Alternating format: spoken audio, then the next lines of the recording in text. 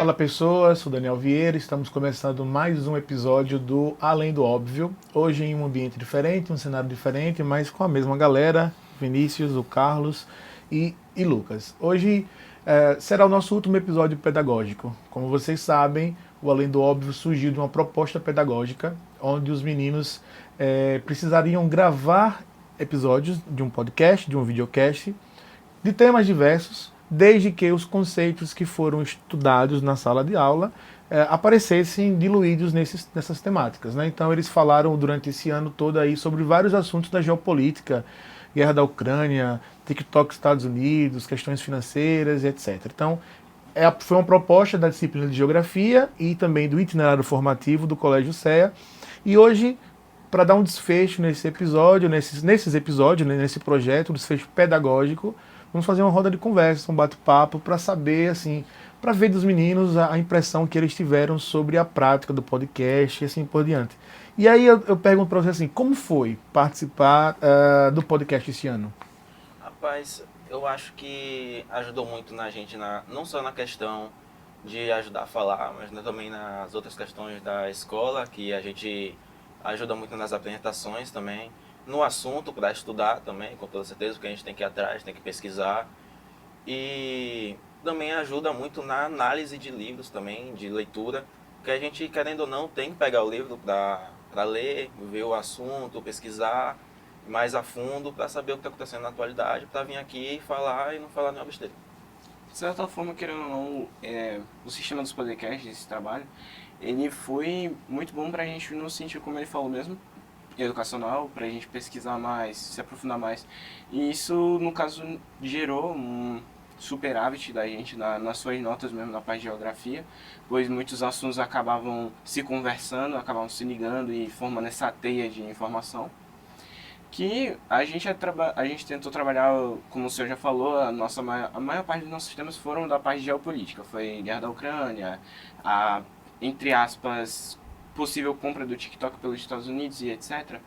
E isso ajudou a gente tanto em geografia como em algumas partes de contexto histórico, de certa forma, principalmente na parte de guerra da Ucrânia, que foi trabalhar a parte da OTAN e etc.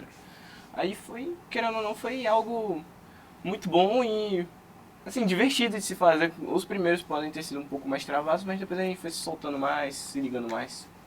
Eu concordo com essa fala sua, Carlos, sobre ser mais travado, que no primeiro podcast eu não falei quase nada, mas depois eu fui me soltando, fui melhorando a prática. Por exemplo, algumas apresentações de geografia, de outras matérias, me ajudou bastante a me desenvolver e ajudou mais em conhecimento geral, como no Bitcoin, que eu não conhecia, sobre o golpe que o presidente da Argentina tinha feito e da criança que fez o mesmo golpe 3 vezes. Então, a preparação para esses episódios, pela fala de Vinícius, ajudou vocês a aprenderem além da sala de aula. Sim. Para aprenderem outros conteúdos, outros assuntos, porque precisava ter essa preparação, né? E essa liberdade que vocês tiveram de escolher a temática, de fazer roteiro, não de editar, mas de fazer o roteiro, de discutir entre vocês. Como foi isso, ter essa autonomia, essa liberdade? E se essa liberdade, essa autonomia ajudou ou atrapalhou vocês nesse processo? Essa liberdade é porque, assim, é muito relativa, é porque depende muito da responsabilidade do grupo. Mas, graças a Deus, o nosso grupo é responsável, a gente discutia, fazia tudo certinho na data. E essa liberdade ajudou muito a gente, porque a gente não ficava preso a um tema só, a gente podia abranger vários outros. Isso deixava a conversa mais fluida, mais fácil de explicar também. Como ele mesmo já falou, deixava algo mais, essa liberdade, deu pra gente uma fluidez de assuntos, como foi trabalhado. Diferente dos outros grupos que abordaram questões até mesmo de, entre aspas, dia a dia, algo mais contemporâneo, a gente focou na parte contemporânea, só que geopolítica. Que foi divertido, como eu já falei, no sentido educacional e até mesmo da gente mesmo, porque a gente curte um pouco de geopolítica e etc. Como o Carlos falou, a gente gosta bastante sobre geopolítica e foi bem dinâmico para a gente conseguir escolher os temas, se tornar mais livre, para a gente escolher um tema que a gente tem mais afinidade e poder trabalhar mais. E é interessante também a gente falar sobre coisas que a gente geralmente só vê na TV, acha que não impacta aqui, mas quando você vai estudar a fundo, impacta sim, impacta muito. Sim. E que outras habilidades assim vocês desenvolveram para além de aprendizagem que vocês, assim, não esperavam que poderia desenvolver comunicação, trabalho em equipe, assim, que outras habilidades? No meu caso, com certeza, foi ficar na frente das câmeras, que eu tinha extrema dificuldade de ficar em frente às câmeras. Teve uma vez que até que eu tive um ataque de pânico, que quando eu fiquei na frente das câmeras em um palco. Mas fazendo esse podcast eu me senti confortável. Me senti extremamente confortável. Tal qual a ele, eu também tenho esse problema com as câmeras, e aqui foi bom assim de se trabalhar com isso. Não cheguei ao ponto dele de ter um ataque de pânico, mas o trabalho em equipe foi algo muito reforçado no nosso grupo. A esse contexto, essa habilidade de fala que alguns já tinham, outros desenvolveram mais aqui, foi algo bem interessante assim no contexto geral, não só para esse trabalho, como também para fora da escola e etc. Como o Carlos falou, a gente desenvolveu bastante na comunicação, que eu tenho um pouco esse problema, gaguejar um pouco, ficar nervoso. Mas com esses podcasts eu fiquei mais solto, consegui me desenvolver mais. Falando muito bem, né, cara? E vocês trouxeram alguns convidados, né? Sim. Inclusive convidado que veio 2 vezes. Mas essa interação com os convidados, né? O que foi que acrescentou no aprendizado de vocês?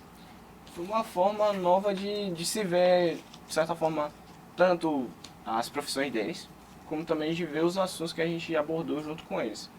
Porque, como o senhor falou, teve uma pessoa assim, um convidado que foi repetido, que foi, de certa forma, a mãe dele, que, como trabalhava na área da parte de economia, de gestão e etc., a gente achou uma boa trazer ela, e a gente acabou trazendo 2 vezes, pois os temas tanto casavam, eram coligados de certa forma, como também o primeiro podcast que foi separadamente da Unite, a gente tinha feito só pelo áudio, sem a visibilidade, sem o visual, aí então a gente optou por trazer ela de novo. E em relação à questão da profissão da mãe de Vinícius, a gente conseguiu aprender mais nessa parte de economia também, né? Porque até então eu não sabia que a mãe de Vinícius trabalhava com economia, quem foi que me ajudaram foram eles. Então achei bem interessante o trabalho dela e a gente teve que treinar um pouco com ela, conversar com ela sobre o emprego dela, como era, antes da gente fazer o podcast, pra gente fazer as perguntas certas.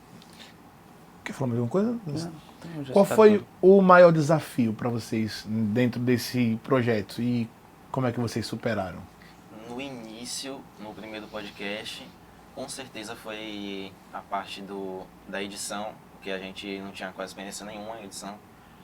Mas depois, eu acho que foi a questão do roteiro, sim. Porque quando chegava aqui, era difícil começar. Então, o roteiro norteador era muito importante na época, mas a gente conseguiu dar a volta por cima desse problema, então... De certa forma, o que ele falou realmente o principal problema inicial foi a parte da edição. Eu fui atrás até mesmo de programas, algumas outras coisas para poder tirar o ruído. Foi algo, de certa forma, entre aspas, trabalhoso, mas foi divertido. Foi legal trabalhar com essa parte de edição. E, além disso, foi a parte também dos roteiros, porque primeira vez a gente fazendo um roteiro e etc, não tinha muito assim a ideia, a base, mas assim, a partir do segundo, terceiro a gente já estava de boa, já estava suave de se fazer e tudo mais.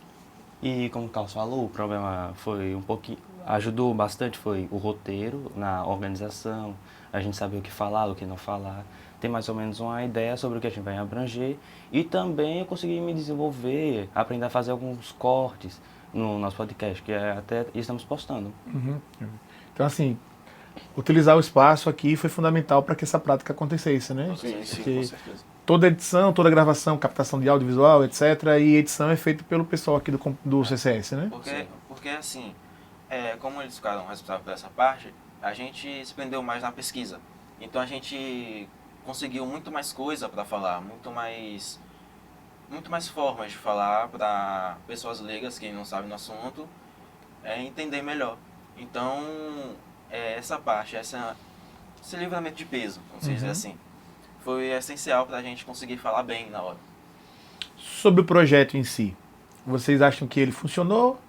Foi a mesma coisa das outras práticas pedagógicas que acontecem? É pior? Qual a impressão que vocês têm? Com certeza funcionou e funcionou muito bem com esses pontos anteriores. Foi algo, assim, impressionante, de certa forma, porque no nosso grupo alguns têm mesmo essa dificuldade, como o Vinícius falou, além de outros integrantes, e aqueles que conseguiram se desenvolver mais. Como o Lucas falou, graças à ajuda do pessoal do CCS, a gente desenvolveu essa parte mais de pesquisa, já que teve essa grande ajuda. E, cara, foi algo interessante, divertido, leve de se fazer. Até prazeroso, não gosto de dizer assim, foi até prazeroso, porque foi completamente diferente das outras práticas pedagógicas. Então, quando a gente vinha pra cá, a gente às vezes nem tinha mentalidade, a gente tá fazendo um trabalho de escola. Não, a gente tá fazendo um podcast mesmo. Sim. A gente não tá fazendo um trabalho de escola, é realmente um podcast que a gente tá fazendo. Então, toda vez que a gente se refere a esse trabalho, a gente nunca fala, um trabalho, a gente tem que fazer, vale ponto. Não. A gente fala, a gente tem que fazer o podcast. O podcast vai ser tal assunto. Então a gente nunca se refere a ele como se fosse só algo pedagógico. Sim, entendi. E sobre o projeto, assim, o que é que vocês acham que precisaria mudar para melhorar próximo ano? Ou o que vocês acham que tem que continuar de qualquer forma? Rapaz, eu acho que a parte que tem que mudar é mais em relação a gente. Porque a gente ainda tá um pouco travado. Tem alguns membros que são um pouco travados. Mas com a prática isso se resolve. Então acho que a parte que tem que mudar assim é mais a relação pessoal mesmo, que tem que deixar mais solto. Sim, concordo plenamente com a fala dele. O trabalho, ele foi, entre aspas, perfeito em todas as suas áreas, no que ele se propôs. O que falta mudar mesmo é a parte nossa como aluno de desenvolver aqui, melhorar e ter esse rendimento, já que a gente está sendo ajudado e etc. É verdade, a gente tem que ter uma maturidade para esse podcast. Temos que, como podemos dizer, ser mais maduros, ter uma consciência que esse podcast pode ajudar tanto em conhecimentos para outras pessoas e também que ajudou bastante na nossa evolução, como na minha fala, o medo das câmeras de Lucas e também de Carlos. Você falou uma coisa interessante, que é a questão da colaboração. Assim, colaboração com o conhecimento de outros, né? Dentro dessa estrutura de sociedade que a gente tem vivido, de cibercultura e etc., a aprendizagem colaborativa é fundamental importância, porque muito aluno tem muito disso. Assim, eu quero um assunto, e aí eles vão e buscam na internet.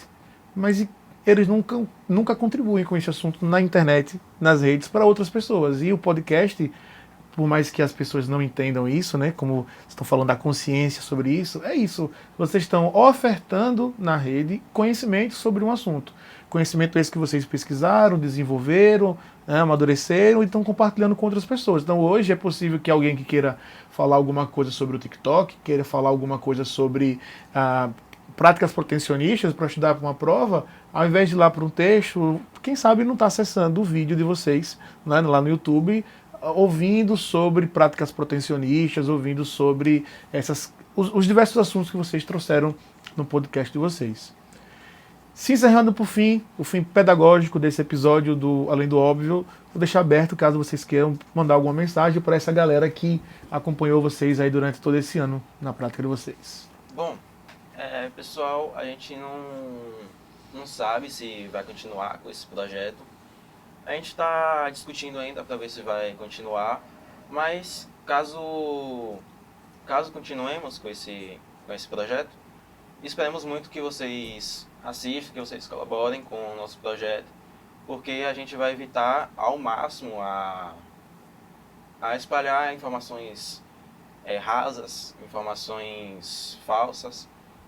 A gente vai sempre procurar a fundo, não vamos fazer nunca um trabalho meia boca.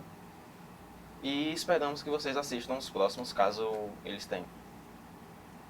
Então, é isso. Queria agradecer mais uma vez a parceria do Colégio CEA com a Universidade de Tiradentes, ao pessoal aqui do CCS, do Complexo de Comunicação Social da UNIT, né, por possibilitar que a gente utilize esse espaço. Agradecer a toda a galera técnica que ajudou, que estão aqui presentes e hoje, aqueles que ajudaram durante todo esse ano, gravando, editando. E a professora Alexandre Chagas, que foi quem possibilitou, né, que viabilizou esse intermédio para que a gente pudesse usar aqui o complexo. Então, mais uma vez, é isso. É o fim pedagógico, mas não, espero, né, do podcast Além do Óbvio. Então, é isso, galera. Valeu e até a próxima. Até. Até. Valeu.